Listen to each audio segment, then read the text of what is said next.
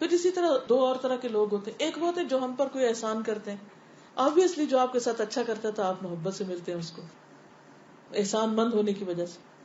اور ایک وہ ہے جو آپ پر کوئی احسان نہیں کرتا, تو آپ جب اس سے ملتے تو وہ گرم جوشی نہیں ہوگی. لیکن چلے ٹھیک ہے, گرم جوشی نہ بھی ہو, کم از کم کیا ہو, ایک با اخلاق معقول مہذب معاملہ تو ہو. لیکن ہم عموماً کیا کرتے ہیں, جس کو جانتے پہچانتے اس سے تو بڑے گلے لگ کے ملتے ہیں, اور جس کو نہیں جانتے اس کو پورا ہاتھ بھی نہیں دینا چاہتے. وہ پکڑ کے لے تھوڑی جائے گا, ڈھنگ سے ملے تو صحیح. نہیں کسی کو پہچانتے, لیے دیے سلام دعا, جب پتہ اچھا آپ وہ ہیں فلاں ہیں, پھر دوبارہ ملیں گے اٹھ کے. اب آپ ہم سے تھوڑی مل رہے ہیں. انسان کی قدر پہچانیے, انسان کی قدر کوئی بھی ہو, کیا چیز آپ کو اچھی طرح ملوائے گی. یہ اللہ کی مخلوق ہے, اللہ نے اس کو پیدا کیا ہے, یہ اللہ کی تخلیق ہے, یہ اللہ کا بندہ ہے. ہمارا دین ہمیں کیا سکھاتا, اس کو بھی سلام کرو جس کو پہچانتے ہو, اس کو بھی کرو جس کو نہیں پہچانتے. ہم کیا کرتے ہیں, کسی شادی میں جائیں, کہیں جائیں, جن سے تو ہم واقفیت ہے ان سے تو خوب ہنس ہنس کے باتیں کریں, اور کچھ لوگوں سے سلام تک بھی نہیں کرتے, یا وہ کر لیں سلام تو جواب بھی نہیں دیتے, جسے جانتے ہی نہ ہو کسی کو. تو صرف جان پہچان کے کسی کے سٹیٹس کی وجہ سے اس سے اچھی طرح ملنا, اور دوسرے سے اس لیے اچھی طرح نہ ملنا کہ اس کا کوئی سٹیٹس نہیں, پھر اللہ کی خاطر تو محبت نہ ہوئی, یا اللہ کے بندوں سے تو محبت نہ ہوئی, یا بے غرض محبت تو نہ ہوئی. تو محبتوں کو بے غرض کر دیں. ضرورتیں پوری کرنے کے لیے اللہ کافی ہے, رازق وہ ہے, بندے نہیں ہیں. ابو ہریرہ رضی اللہ عنہ سے مروی ہے, نبی صلی اللہ علیہ وسلم نے فرمایا, مومن کا شرف رات کے قیام میں ہے, اور اس کی عزت اس چیز سے بے نیاز ہونے میں ہے جو لوگوں کے پاس ہے. لوگوں کے مال کی لالچ چھوڑ دیں, جو لوگوں کے پاس ہے اس سے دھیان ہٹا لیں, اس پہ غمگین نہ ہو. وَرِزْقُ رَبِّكَ خَيْرٌ, تیرے رب کا دیا ہوا رزق ہی زیادہ اچھا ہے. بندوں کو کیوں رازق سمجھتے ہیں, اور جب ان کے مال اور دولت اور ہر چیز سے ہٹ کر ان سے آپ پیار کریں گے نا بحیثیت انسان, تو وہی فائدہ مند, وہی بہتر ہے. نبی صلی اللہ علیہ وسلم نے فرمایا, لوگوں سے بے نیاز ہو جاؤ اگرچہ مسواک کی لکڑی ہی کیوں نہ ہو. یعنی اگر آپ نے کسی کے ہاتھ میں دیکھا ہے تو کہا ہے کس طرح لوں, اس سے کیا کروں, چلو خوشامد کر کے اس سے نکلواتے. کیا گھٹیا کام. جب کسی کی چیز دیکھ کے دل میں حسرت آئے نا, خیال ہے کہ یا اللہ تو اس کو دے سکتا ہے, تو مجھے بھی دے, یہ مانگا کرے. یا اللہ تو نے اس کو دیا نا, میری بھی ضرورت ہے, تو مجھے بھی دے, تیرے خزانے وسیع ہیں, مجھے بندوں سے نہیں تجھ سے چاہیے. پھر وہ جس کو چاہے سبب بنا دے, وہ خود ہی بندوں کے دل میں خیال ڈال دے گا آپ کی ضرورت پوری کرنے کا, لیکن وہ ہوگا اللہ کی طرف سے. لیکن جب آپ لوگوں کی چیزیں دیکھ دیکھ کے حسرتیں کرتے رہتے ہیں اور اس غم میں رہتے ہیں, اس کے پاس اتنا ہے, اس کے پاس یہ کیوں ہے, زندگی جہنم ہو جاتی. پھر اسی طرح نبی صلی اللہ علیہ وسلم نے فرمایا خفی ہونے کے بارے میں کہ جو اپنے عمل کو مخفی رکھنے کی طاقت رکھتا ہے تو چاہیے کہ وہ مخفی رکھے. جس عمل کو, نیکی کو, عبادت کو آپ چھپا سکتے ہیں اس کو چھپائیں, اس کا ڈھنڈورا نہ پیٹیں. جی.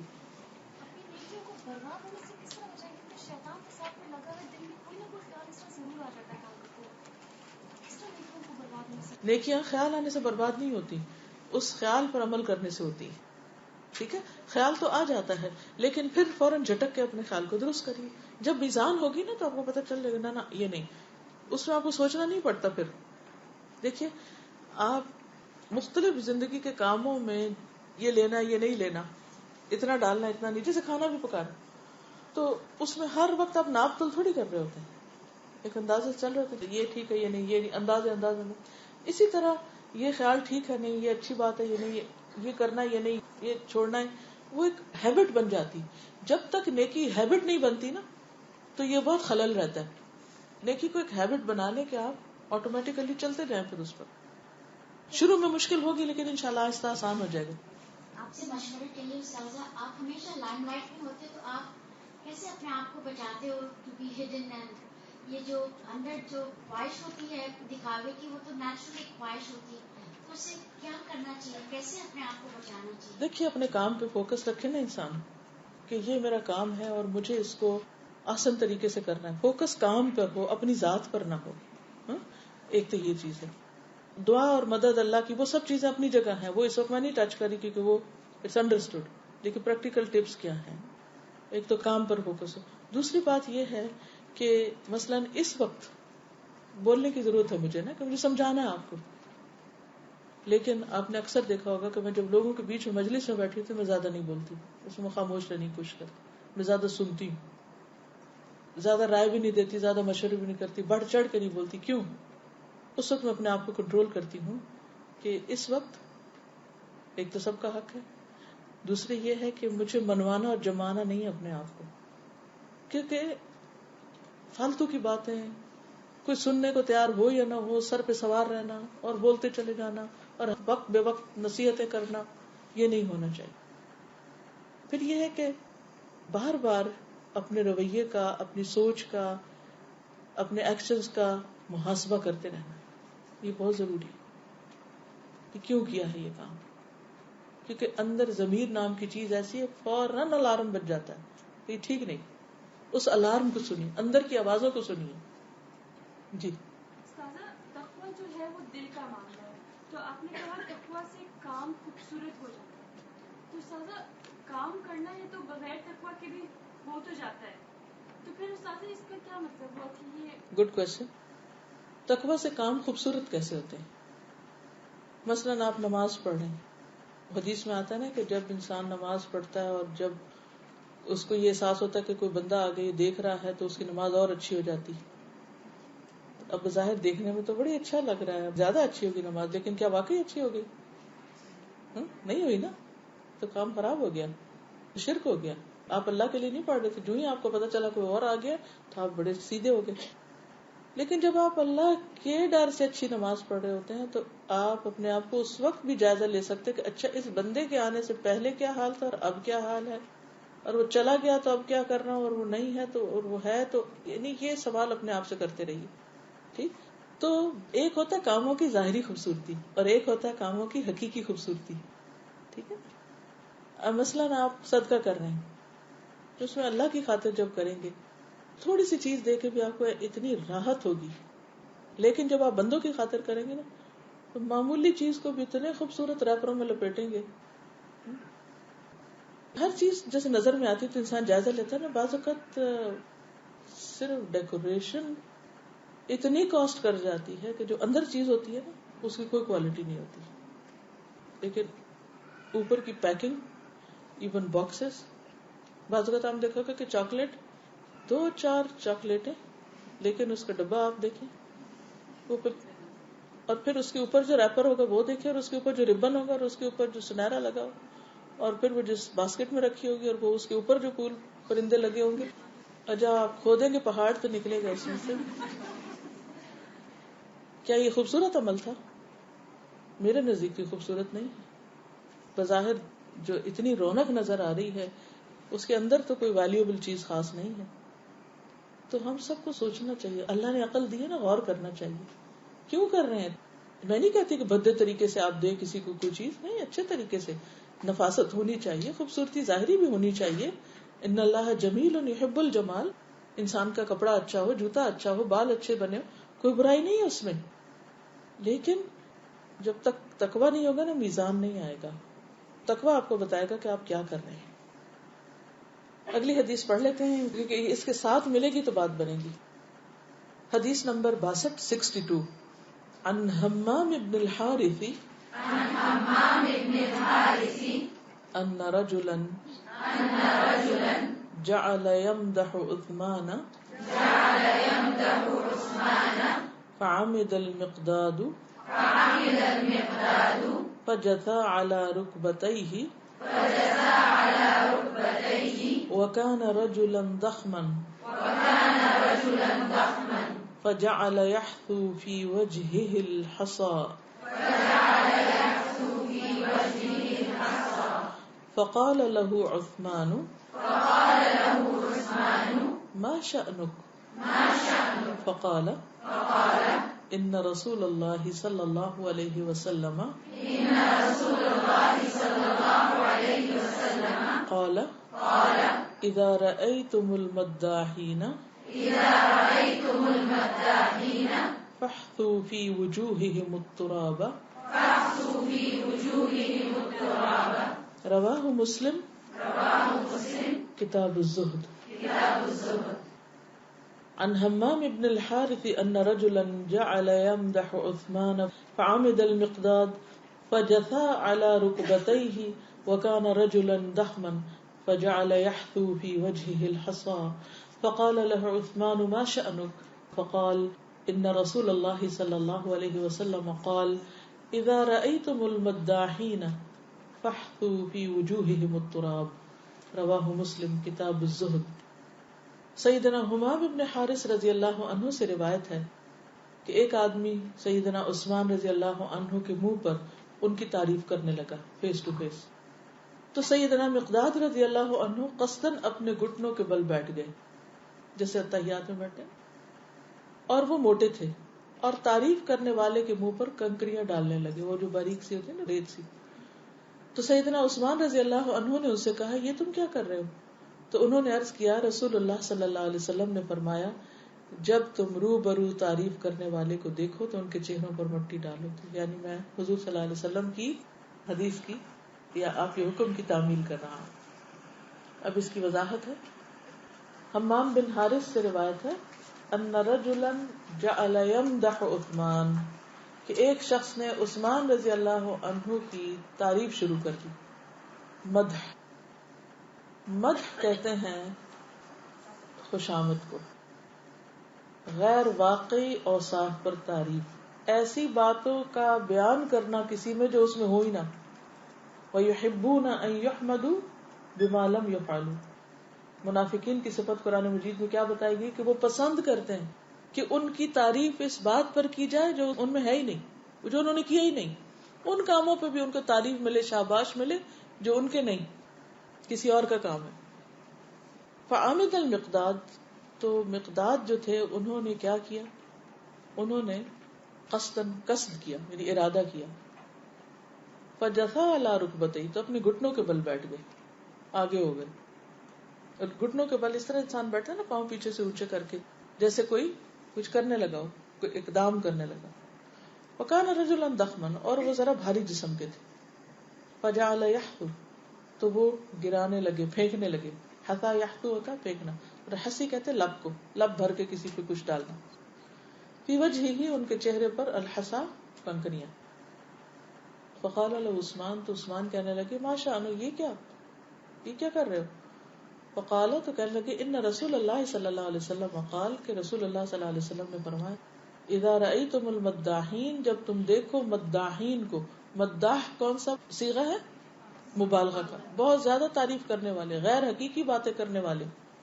فاحثوا فی وجوہہم التراب, تو ڈالو ان کے چہروں پر مٹی. حضرت عمر فاروق کہتے ہیں کہ المدح الذبح, مدح کیا ہے؟ ذبح, کسی کو ذبح کرنا. ایسی تعریف کہ جو دوسرے کی گردن توڑ دے, یعنی اس کو بیکار کر دے, نکما کر دے, جس میں مبالغہ ہو. مبالغہ اور اس تعریف یہ سخت ناپسندیدہ ہے, یہ شیطان کا حملہ ہے, اس سے منع کیا گیا. یعنی یہ دراصل شیطان تعریف کی شکل میں, اس شخص کی شکل میں چھپ کے آتا ہے آپ کے اوپر حملہ کرنے کے لیے, آپ کو بگاڑنے کے لیے, نکما کرنے کے لیے. ایک اور حدیث میں آتا ہے, حضرت انس سے روایت ہے, ایک مرتبہ ایک شخص نے نبی صلی اللہ علیہ وسلم کو مخاطب کر کے کہا اے محمد, ہمارے سردار اور ہمارے سردار کے بیٹے, اے ہمارے ہم میں بہترین اور ہمارے بہترین کے بیٹے, یا سیدنا وابن سیدنا وخیرنا وابن خیرنا. یعنی یہ ایک لچھے دار تعریف شروع کر دی اس نے. تو رسول اللہ صلی اللہ علیہ وسلم نے فرمایا لوگو, تقوی کو اپنے اوپر لازم کر لو, شیطان تم پر حملہ نہ کرے. میں صرف محمد بن عبداللہ ہوں, اللہ کا بندہ اور اس کا رسول ہوں. اللہ کی قسم مجھے یہ چیز پسند نہیں کہ تم مجھے میرے مرتبے کو بڑھا چڑھا کر بیان کرو. وہی مرتبہ کافی ہے جو اللہ کے ہاں, یعنی اللہ کے ہاں جو میرا مرتبہ ہے اس سے بڑھا کے تم کچھ بیان کرو, مجھے یہ پسند نہیں. اب آپ دیکھیں کہ دنیا میں کوئی ہماری لمبی چوڑی تعریف کر رہا ہے, تعریفوں کے پل باندھ رہا ہے, بات سے بات نکال رہا ہے, اور اللہ تعالیٰ غضبناک ہو کے دیکھ رہا ہے. تو کچھ حاصل، کچھ فائدہ، کچھ بھی نہیں. ایک اور موقع پر آپ صلی اللہ علیہ وسلم نے کسی کو سنا وہ دوسرے کی اس طرح کی تعریف کر رہا تھا. آپ نے فرمایا تم نے اپنے ساتھی کی گردن توڑ دی. اور آپ نے یہ جملہ کئی بار فرمایا. اگر تمہیں کسی کی تعریف کرنی ضروری ہو تو یہ کہو کہ میں اس کے بارے میں یہ خیال کرتا ہوں، باقی اللہ کو پتا ہے. میرا اس کے بارے میں یہ گمان ہے، باقی اللہ جانتا ہے. اور اللہ کے سامنے کسی کی صفائی پیش نہ کرے، کیونکہ اللہ تو خود سب سے زیادہ جانتا ہے. یعنی بعض اوقات یہ ہوتا ہے نا کہ کوئی شخص کسی کی بات کرے تو فوراً ہم بیچ میں کاٹ کے کہتے ہیں نہیں وہ ایسا نہیں ایسا ہے، لیکن ہم اللہ کو نہیں بتا سکتے کون کیسا ہے. کیوں؟ کیونکہ اللہ کو تو پہلے ہی پتا ہے کون کیسا ہے. ایک اور روایت میں آتا ہے نبی صلی اللہ علیہ وسلم نے ایک شخص کو کسی کی تعریف کرتے ہوئے سنا اور وہ مبالغہ کر رہا تھا، تو آپ نے فرمایا تم نے اس کو ہلاک کر دیا، تم نے اس کی پیٹھ توڑ دی. حضرت عمر کے سامنے ایسے ہوئے تو انہوں نے کہا کہ تم نے اس کو زخمی کر دیا. اب ان ساری باتوں سے کیا پتہ چلتا ہے؟ نمبر 1، غیر حقیقی تعریف قطعاً نہیں کرنی چاہیے. جو چیز کسی میں ہے نہیں اس کو مت بیان کریں، یہ جھوٹ ہوگا. اگر وہ اس میں ہے تو اس کی حد کے اندر اس کا ذکر کرنا، اس میں کوئی حرج نہیں، جیسا کہ اگلی حدیث میں آئے گا. لیکن مدح کو پسند نہیں کیا گیا. اس کے مقابلے میں حمد وہ تعریف ہوتی ہے جو کسی کی فضیلت کی بنا پہ کی جائے، یعنی وہ خیر اور بھلائی اس میں موجود ہو. جیسے کسی کی سخاوت کی تعریف کرنا، کسی کی اچھے اخلاق کی تعریف کرنا، لیکن وہ چیز اس کے اندر ہے. یعنی ایک ہے مدح، مدح کے لیے اردو میں کیا آئے گا؟ خوش آمد، کیونکہ مدح سے منافقت جنم لیتی. اور ایک ہے حمد یعنی تعریف. اس کے مقابلے میں کیا ہے؟ تعریف کے مقابلے میں کیا چیز ہوتی؟ اپوزٹ کیا ہے؟ تنقید. تنقید نکتہ چینی، کسی پر کریٹیسائز کرنا. تنقید جو ہوتی ہے یہ علمی اختلاف ہوتا ہے، حقائق کی روشنی میں ہوتی، سبجیکٹو ہوتی. ٹھیک ہے نا؟ تو کیا کسی پہ تنقید کر سکتے ہیں؟ جی ہاں کر سکتے ہیں. تعریف کر سکتے ہیں، تنقید بھی کر سکتے ہیں. کیا نہیں کر سکتے؟ خوشامد اور تنقید سے اگلا درجہ کیا ہے؟ تنقیس، کسی کے نقص بیان کرنا، کسی کی خرابیوں کو اچھالنا.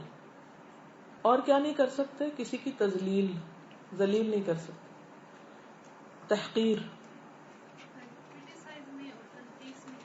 تنقیس ہوتا ہے عیب جوئی، عیب اچھالنا کسی کی اور اس کو انجوائے کرنا. تنقید ہوتا ہے کسی کا ٹھوس دلیل کی بنا پر کسی سے رائے میں اختلاف کرنا، یعنی علم کی بنیاد پر، ان کے سامنے یا پیچھے کسی بھی طرح. جیسے فلاں راوی ضعیف ہے، یہ کیا ہے؟ تنقید ہے یا تنقیس ہے؟ ابھی تک ہم پڑھتے ہیں نا، حدیث کی کتابیں بھری پڑی ہیں اس سے. یہ مدلس ہے، اگر آپ نے علوم الحدیث پڑھا، یہ ضعیف ہے، یہ کذاب ہے، یہ متروک ہے، یہ پڑھتے ہیں نا. یہ کیا ہے؟ تنقید ہے. اس کی اجازت ہے، یہ غیبت نہیں ہے. لیکن تنقید کی سالڈ بنیاد ہوتی ہے، علم پر مبنی ہوتی ہے. تنقید ظن و گمان پر مبنی نہیں ہوتی، سنی سنائی باتوں پر مبنی نہیں ہوتی کہ وہ کوئی کہہ رہا تھا فلاں جو ہے نا وہ تو یہودیوں کا ایجنٹ ہے تو میں بھی کہتی ہوں تو وہ ہے. وہ کیا دلیل ہے تمہارے پاس؟ کوئی علمی دلیل؟ دلیل تو کوئی نہیں. کس سے سنا؟ کہاں پڑھا؟ کیا اس شخص سے پوچھا جس کو ایجنٹ کہہ رہے ہو تم؟ نہیں، وہ بھی نہیں پوچھا. یہ ہے تنقیس، بلکہ طعن و تشنیع، الزام تراشی، بہتان لگانا، پھر اور زیادہ اوپر لائن چلی جاتی. تو تنقیس کیا ہے؟ کسی کی عیب جوئی. عیب جوئی مثلاً کیا ہوتی ہے؟ فلاں بڑا کنجوس ہے، فلاں جو ہے وہ ایسا اور ویسا ہے.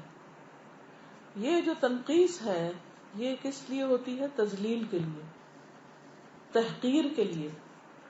تحقیر کیا ہوتی ہے؟ کسی کو بلٹل کرنا، حقیر جاننا، چھوٹا کرنا، سنب کرنا کسی کو.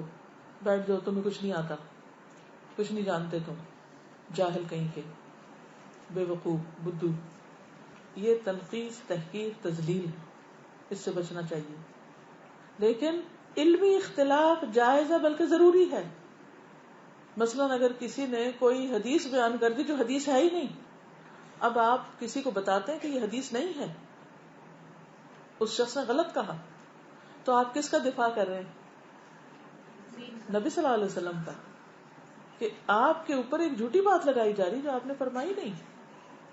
بعض اوقات کچھ لوگ کسی کتاب کے ریفرنس سے بالکل غلط بات بتاتے ہیں، جی فلاں کتاب میں لکھا، حالانکہ لکھا ہی نہیں ہوتا.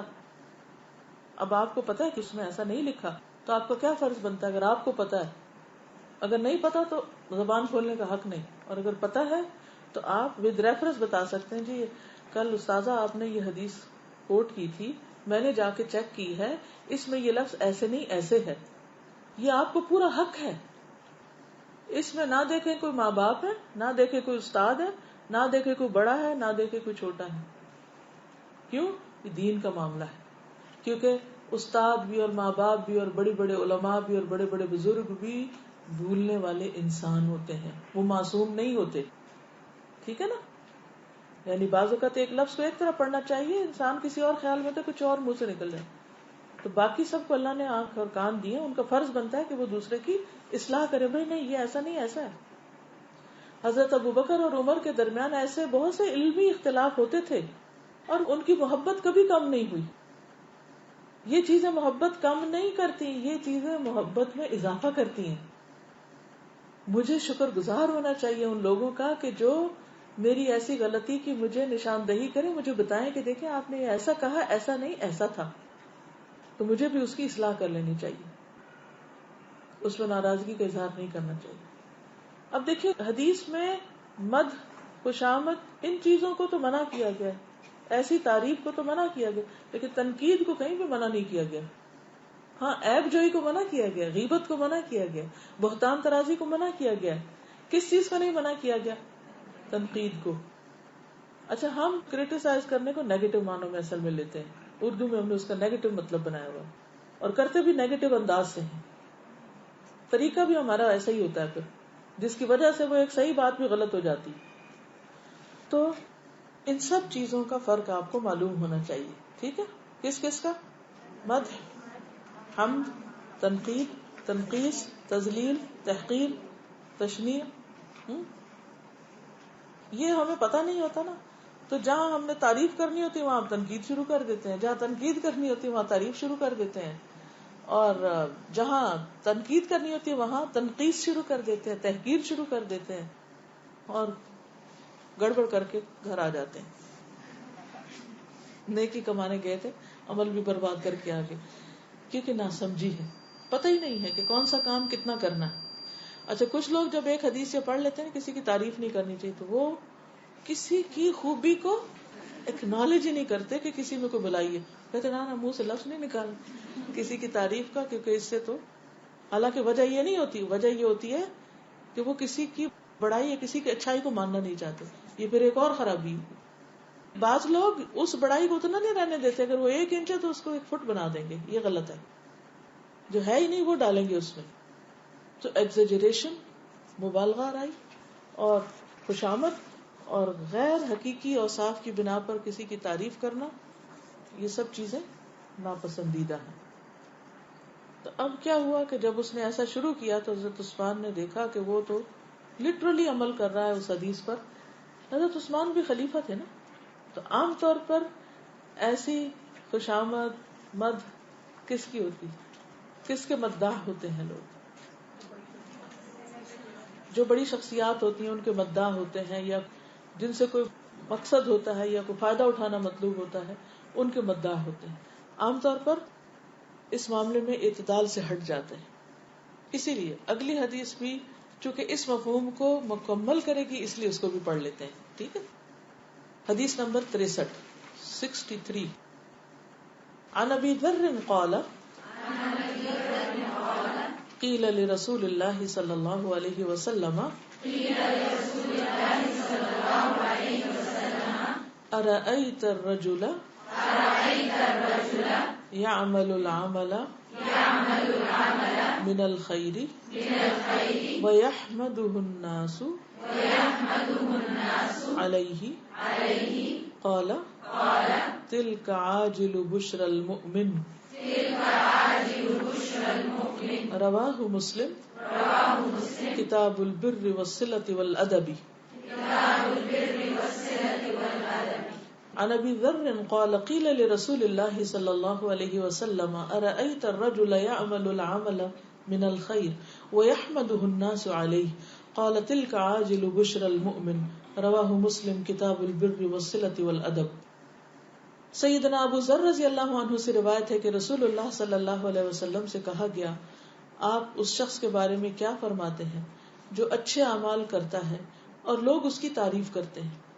آپ صلی اللہ علیہ وسلم نے فرمایا یہ مومن کو جلد ملنے والی خوشخبری ہے. ٹھیک ہے.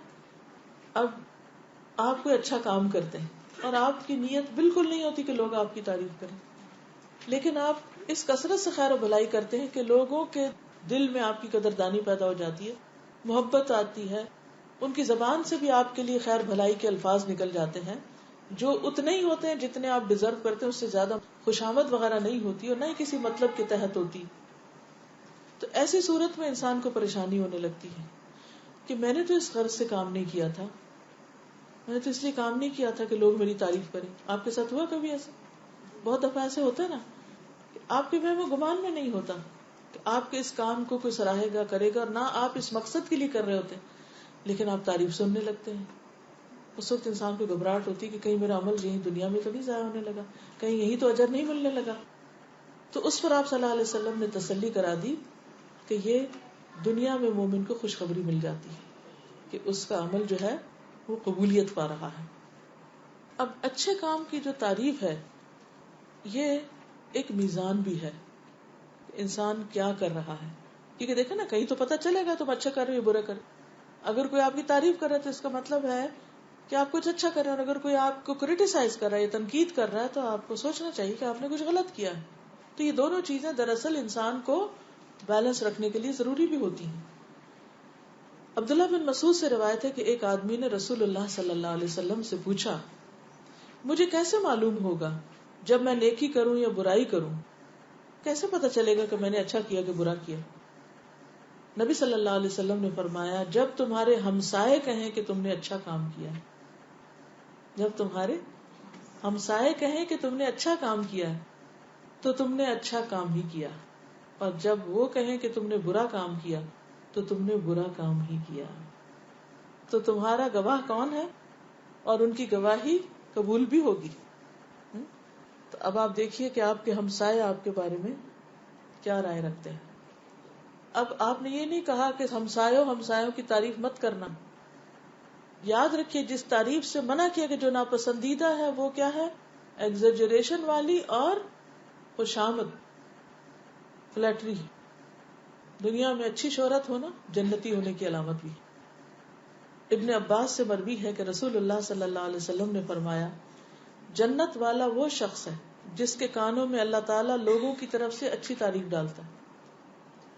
یعنی جب وہ اچھا کام کرتا ہے تو کہیں نہ کہیں سے اس کے کانوں میں اللہ تعالیٰ دنیا میں بھی وہ خوشخبری ڈال دیتے ہیں.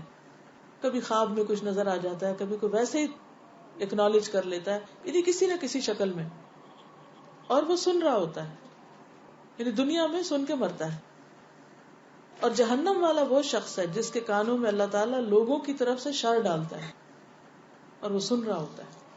وہ بار بار کہہ رہے ہیں کہ یہ اچھا نہیں کر رہا، اور اس تک پہنچ بھی جاتی ہیں باتیں، مگر اس کو کوئی احساس نہیں کہ وہ برا کر رہا ہے یا نہیں. تو لوگوں کی تعریف اور تنقید کو وزن بھی دیجیے کہ کیا کہہ رہے ہیں وہ. آپ یہ نہ کہ I don't care, who cares, مجھے نہیں پرواہ. نہیں، پرواہ ہونی چاہیے. پھر اسی طرح ایک اور حدیث میں آتا ہے، ابو زہیر ثقفی سے روایت ہے کہ رسول اللہ صلی اللہ علیہ وسلم نے ہم سے نباوہ یا بناوہ کے مقام پر خطاب فرمائے. جگہ کا نام ہے نباوہ یا بناوہ، یعنی نون اور با آگے پیچھے. یہ مقام طائف کے قریب ہے. آپ نے فرمایا ہو سکتا ہے کہ تم جنتیوں اور جہنمیوں کو الگ الگ پہچان لو، دنیا میں پہچان لو. لوگوں نے عرض کیا اللہ کے رسول صلی اللہ علیہ وسلم کس علامت سے، کیا نشانی ہے کہ کون جنتی اور کون جہنمی؟ آپ نے فرمایا اچھی تعریف کے اظہار سے اور بری تعریف کے اظہار سے. لوگ اس کے بارے میں کیا کہتے ہیں. اسی لیے اچھے مرد کی خوبی کیا بیان کی گئی، تم میں سب سے اچھے وہ ہیں جو اپنے گھر والوں کے لیے اچھے ہیں. تو لوگوں نے عرض کیا کہ اے اللہ کے رسول صلی اللہ علیہ وسلم کس علامت سے؟ فرمایا اچھی تعریف کے اظہار سے اور بری تعریف کے اظہار سے. تم ایک دوسرے پر اللہ کے گواہ ہو. تم کیا ہو؟ ایک دوسرے پر اللہ کے گواہ. دیکھو لوگ کیا گواہی دیتے ہیں تمہارے بارے میں, کیا کہتے ہیں تمہارے بارے میں. آپ کا سسرال کیا کہتا ہے, آپ کے شوہر کیا کہتے ہیں, آپ کے بچے کیا کہتے ہیں, آپ کے بہن بھائی کیا کہتے ہیں. پھر ہم کہتے ہیں جتنا مرضی اچھا کر لو, وہ تو مانتے ہی نہیں. ٹھیک ہے کچھ ہوتے ہیں ایسے, لیکن سارے ایسے نہیں ہوتے کہ آپ سب کی بات کو رد کر دیں. آپ کو اس پہ سوچنا پڑے گا. اچھا پھر ہم کیا کرتے ہیں, بجائے اس کے کہ ہم خود کو ٹریٹ کریں, بعض اوقات ڈیفینسو ہو جاتے ہیں. نہیں ہم یہ اس لیے نہیں کر رہے, اس لیے نہیں کر رہے, مت مائنڈ کرو بھئی, اپنی اصلاح کرو, آئندہ یہ نہ کرو. اچھا پھر ایک اور چیز اس پر بھی سوچنا چاہیے کہ جب انسان برا کرے اور لوگ اس پر پکڑے اس کو, تو صرف یہ کہہ کے رد نہ کر دے کہ یہ تو لوگ ہی خراب ہو, سارے ہی خراب ہو. سارے تو نہیں خراب ہو سکتے. پھر انسان اس کی صداقت کہاں سے معلوم کرتا ہے؟ ان لوگوں سے جو اس کی ہاں میں ہاں ملاتے. تو سچا اور مخلص دوست کون ہے؟ جو بتائے کہ دیکھو یہ بات تمہیں ٹھیک نہیں. تنقید یا دوسرے کی نصیحت ہمیشہ کڑوی تو لگتی ہے, لیکن اس میں علاج بھی کڑوی گولی میں ہی ہوتا ہے. یعنی اس کی پرواہ کرنی چاہیے, لیکن اس پرواہ کا مطلب یہ نہیں کہ پھر انسان صرف اس امیج کو ٹھیک کرنے کی کوشش میں لگ جائے. کیا کرنے لگے؟ علاج کیا ہے؟ صرف امیج بلڈنگ شروع کر دے. کیا کرے؟ اندر ٹھیک کرنا شروع کر دے, اپنی اصلاح کرنے لگے. لیکن دیر از سم تھنگ رانگ, کچھ ہے غلط, توبہ استغفار شروع کر دے. کیونکہ ہر انسان کی فطرت میں نیکی کی تعریف کا جذبہ ہے. عمرو بن حمق خزاعی کہتے ہیں کہ رسول اللہ صلی اللہ علیہ وسلم نے فرمایا, جب اللہ تعالیٰ اپنے بندے کے ساتھ بھلائی کا ارادہ کرتا ہے تو اسے لوگوں میں نیک نام کر دیتا ہے, یعنی وہ اس کو اچھی شہرت دے دیتا ہے. یاد رکھیے شہرت کا طالب نہیں ہے, اس نے شہرت کے لیے خود کوئی کوشش نہیں کی ہوئی, وہ اپنے اچھائی میں لگا رہا, شہرت خود بخود بن گئی. جیسے پھول ہوتا ہے تو اس کو کوئی پرفیوم نہیں چھڑکنی پڑتی, کوئی آرٹیفیشل اوپر سے کام نہیں کرنا, وہ اس کے اندر سے خوشبو پھیلتی. تو نیکیوں کی اپنی ایک خوشبو ہوتی ہے. کسی نے کہا کہ نیک نام کیسے بناتا ہے؟ آپ نے فرمایا وہ اس طرح کہ اس کے لیے اس کی موت سے پہلے نیک اعمال آسان کر دیتا ہے, یعنی اس کو اور زیادہ نیکیوں کا شوق لگ جاتا ہے. سمجھ گئے؟ حتیٰ کہ اس کے آس پاس والے اس سے راضی ہو جاتے ہیں, اس کے آس پاس والے اس سے راضی ہو جاتے ہیں, اور جب وہ مرتا ہے تو پھر خوب اس کی تعریفیں ہوتی ہیں. ایک وہ دور جاہلیت والا طریقہ تھا کہ وہ نام وری کے لیے بڑا بڑا مال خرچ کرتے تھے, نام وری کے لیے بڑے بڑے بہادری کے جوہر دکھاتے تھے, الٹے پلٹے کارنامے کرتے تھے. ایک وہ طریقہ ہے. اور ایک کیا ہے کہ انسان اپنے اوپر ورک کرنا شروع کر دے, اپنی خرابیوں کو نکالے, اصلاح شروع کر دے. اور اچھی شہرت جو ہوتی ہے وہ پھر صرف زمین تک نہیں رہتی, آسمان پہ بھی چلی جاتی ہے. یعنی آپ خود کوشش نہیں کرتے, آپ اپنے کام میں لگے ہوئے, لیکن اس کام کی خوشبو ایسی ہے کہ وہ صرف زمین تک نہیں آسمان تک پہنچ جاتی. تو اب دو طریقے ہیں, ایک یہ کہ آپ تعریف کے طالب ہوں, نام بنانے کے لیے ہر کام کریں, ہر وہ کام زیادہ کریں جس سے کوئی نام بنے, اور ایک یہ کہ نہ آپ تعریف کے طالب ہیں اور نہ اس لیے کام کر رہے ہیں کہ آپ کا نام بنے, بلکہ آپ نیکیوں کے شائق ہیں, نیکیوں کے پیچھے دوڑنے والے ہیں. آپ نیکیوں کے پیچھے دوڑ رہے ہیں اور اس کی خوشبو پیچھے پیچھے پھیلتی چلی جا رہی. آپ کی کوشش سے نہیں پھیل رہی, وہ نیکی کے اپنے اندر ایک ایسی قوت ہوتی ہے کہ اس کی خوشبو خود بخود پھیلنے لگتی. نبی صلی اللہ علیہ وسلم نے فرمایا, ہر آدمی کی آسمان میں ایک خاص شہرت ہے. ہر انسان کی وہاں ایک کیٹیگری ہے, کون کس میں فال کرتا ہے. من النبیین والصدیقین والشہداء والصالحین مقربین السابقین. کہاں ہے وہ فرشتے بھی اس کو واچ کرتے رہتے ہیں, سکور کتنا ہو گیا. یشہدہ المقربون. اگر وہ اچھی شہرت ہو آسمان میں تو زمین میں بھی اچھی ہوتی, اگر وہ شہرت آسمان میں ہی بری ہو تو زمین میں بھی بری ہوتی. تو کرو مہربانی تم اہل زمین پر, خدا مہربان ہوگا عرش بری پر. ہمیں اپنے امیج کے لیے کام نہیں کرنا، ہمیں اللہ کی رضا کے لیے کام کرنا ہے. امیج خود ہی بن جائے گا، اور وہ جو امیج ہوگا نا وہ کسی کی تنقید، کسی کی تنقیص، تذلیل اس کو نہیں خراب کر سکتی، جتنے مرضی ہاتھ سے دو. نبی صلی اللہ علیہ وسلم کی کم مخالفت ہوئی تھی، صحابہ کرام کی کم ہوئی تھی، لیکن آج آپ دیکھیں ابو جہل کے چاہنے والے کتنے ہیں اور بلال کے چاہنے والے کتنے ہیں. مالی رتبہ کس کا بڑا تھا؟ ابو لہب کے چاہنے والے کتنے اور محمد صلی اللہ علیہ وسلم کے چاہنے والے کتنے ہیں؟ مال کس کے پاس زیادہ تھا؟ پاور کس کے پاس زیادہ تھی؟ لیکن بات اس سے نہیں ہوتی کہ آپ کتنے پاورفل ہیں، بات یہ کہ آپ کتنے بااخلاق ہیں اور کتنے اللہ سے ڈرنے والے ہیں. اللہ تعالی ہم سب کو بہترین عمل کرنے والا بنا دے. وآخر دعوانا ان الحمد للہ رب العالمین. سبحانک اللہم وبحمدک نشہد ان لا الہ الا انت نستغفرک ونتوب الیک. السلام علیکم ورحمۃ اللہ وبرکاتہ.